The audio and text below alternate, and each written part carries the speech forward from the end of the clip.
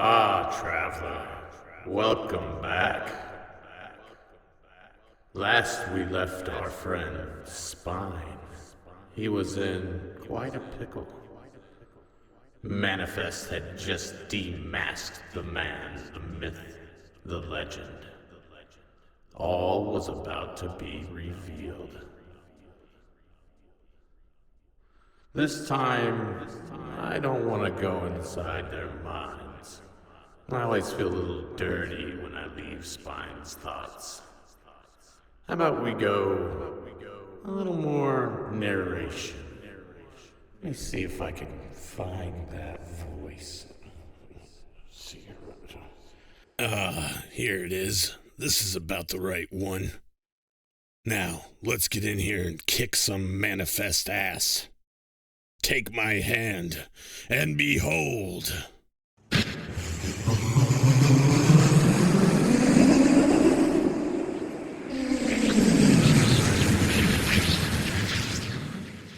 Wait, I know you.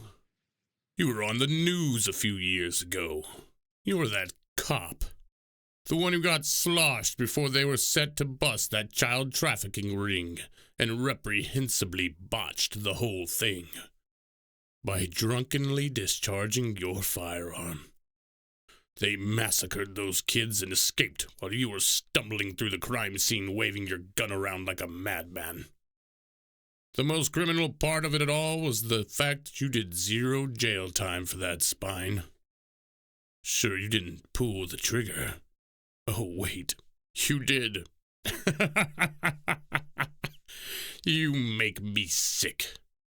Getting kicked off the force, losing your wife, pittance compared to what those parents had to endure. I could have saved them had I been there. Like everything when you compare us, I would have freed the children and made the vermin suffer, because I'm better than you, Spine. It all makes perfect sense now. Why you put your life on the line every night. Why the criminals you punish are always mangled and beaten to bloody piles of pulp. Why you throw yourself so foolishly into impossibly dangerous situations. When you're outmanned, outgunned, and outclassed. Because you hope they're going to kill you. Because you want to die for your unforgivable and irrevocable sin. You're not Justice, Spine. You don't give a damn about those people down there. They just happen to be the benefactors of your vengeance. You think if you break enough noses, ribs, or bones, you'll be redeemed? You're pathetic, and deserve every ounce of hate you have for yourself. No, Spine, I'll not be the one that helps you shed your mortal coil. That prison was built of your own design, and you've sentenced yourself to life. Or death. Am I right?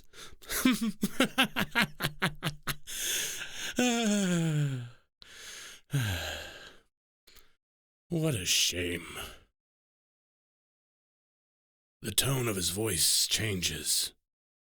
It's suddenly full of sincerity, and what's worse is it genuinely seems like he means it. I watch him contemplating the ragged black mask in his gloved hand, like peering into a mirror that morphs into the opposite of yourself. His own mask is green with golden wings around the eyes. His body is coated with shining plate armor that molds his form in a second skin. A utility belt girdles his waist, laden with all manner of useful ingenuity. God, I wish I had that kind of money. Deadbeat detectives don't make much these days. The pendant of manifestation swings around his neck, a green jewel set in a silver locket. If I could only get it away from him. Manifest comes back to himself then and regards me coldly. I'm not going to kill you. You suffer enough under your own decisions, and I'm content to let that be. Don't interfere with me again. If you try to stop me or hinder me in any way, next time, I'll finish you. Now, I have a world to conquer. He tosses my mask aside like the rag it is. He begins to walk towards Leslie, who begins to struggle in her bonds. She's obviously attempting to use her powers against him, but the pendant negates them. The wearer is immune to spiritual or psychic attacks. Manifest is unfazed. I have to do something now. You want to know something, Manifest? He stops just a few feet from Leslie, cocks his head back towards me as if barely giving me a second thought. You're right. About a lot of things. Smug little dick pricks like you usually are. I am a man-sized pile of dog shit. A pathetic excuse of a hero. Maybe even a drunk with a death wish. And I might burn in hell for what happened to those kids, and for the brutality I've inflicted on every piece of criminal trash I've cleaned from these streets. But I'm a fucking human-sized pile of dog shit with reinforced steel-toed boots. And I'm never gonna stop salvation stomping my way through criminal scum like you, until every one of you feels what I felt that night, tenfold. I don't fall like others do. I defy expectation. And you know what, Manifest? I think I need to remind you why I'm not justice. I'm the backbone this city needs to stand up to tyranny when justice has gone blind. I'm the carnage of criminals and revel in it. And right now, there's only 10 feet of space between me and some good old revelry. So come get some, you smug cunt. I struggle to stand on my one good leg, my femur shattered in my other. I'm dizzy, on the verge of puking, running on pure adrenaline, and a shot of morphine I took during Manifest's little monologue. Something struck a chord because Manifest turned full heel, his armor glimmering like stars in the night as he prepared to confront me one last time. That's when I realized the charade is up. It's all I can do to stand, and the time I bought with my little speech and my show of strength has already come and gone. I'm about to lose, and we both know it. My heart is swimming in the sewers when the unbelievable happens, the extraordinary and fantastic, the ridiculous. A flicker of light appears on the rooftop, in between me and Manifest, who pulls back from his attack stance, uncertain of what's taking place. Everyone seems to hold their breath. For a moment, nothing happens, and Manifest sets his stance back into attack mode. Then another flash of light, and another.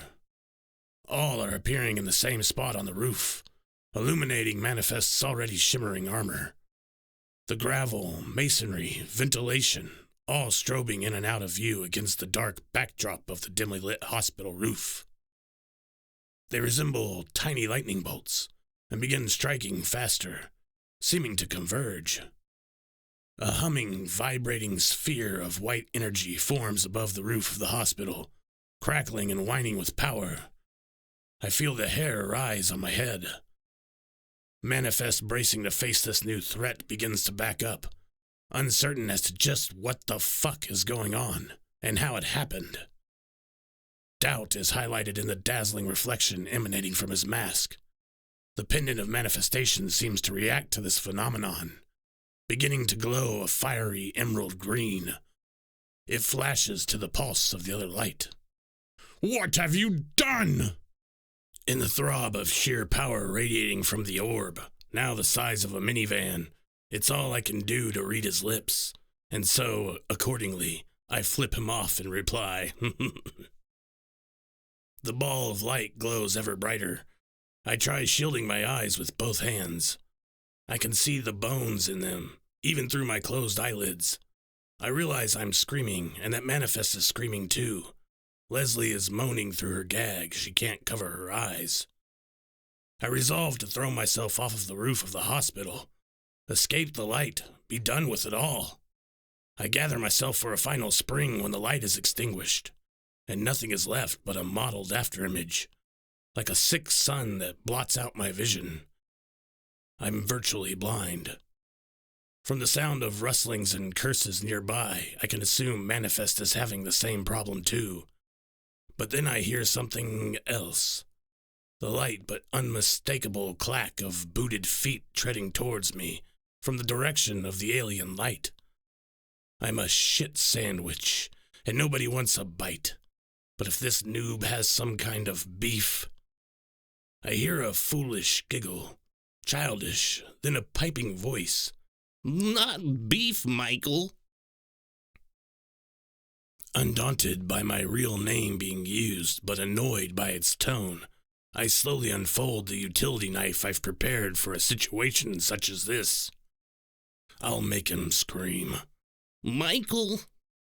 Just a little closer, asshole. Oh, Michael! Comes the voice with a sing-song note. Nighty-night, bitch. I sweep up with the razor, intending to gorge and maim, to throw off this new assault. It's kill or be killed, and I've had enough. I can't see anything, but I know he's there. Die! Against my will, my blade stops inches from the throat of...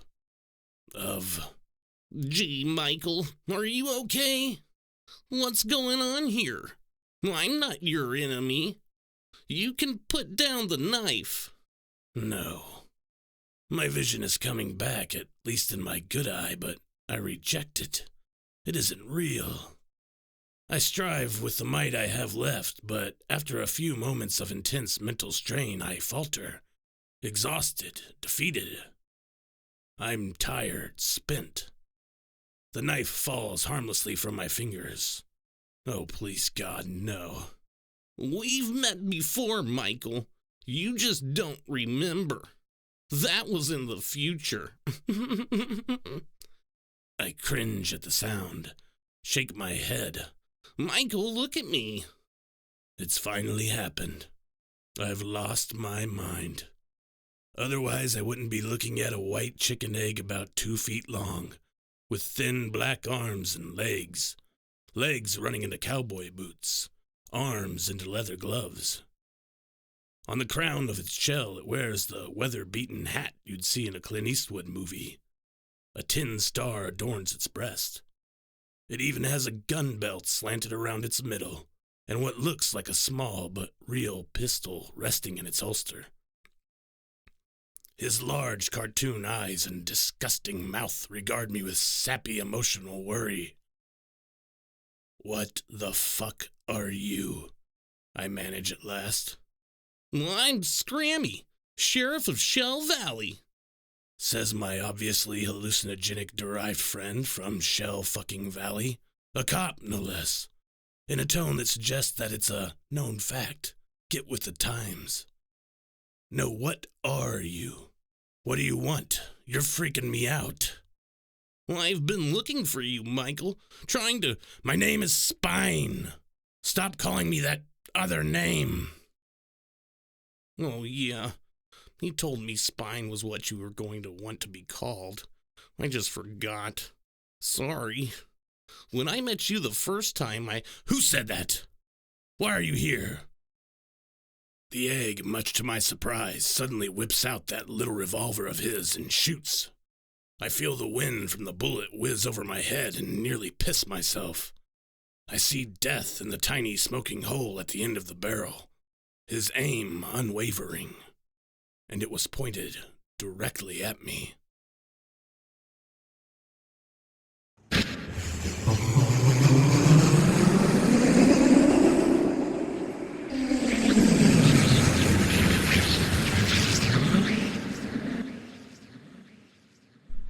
When all hope was lost, here comes Scrammy to the rescue.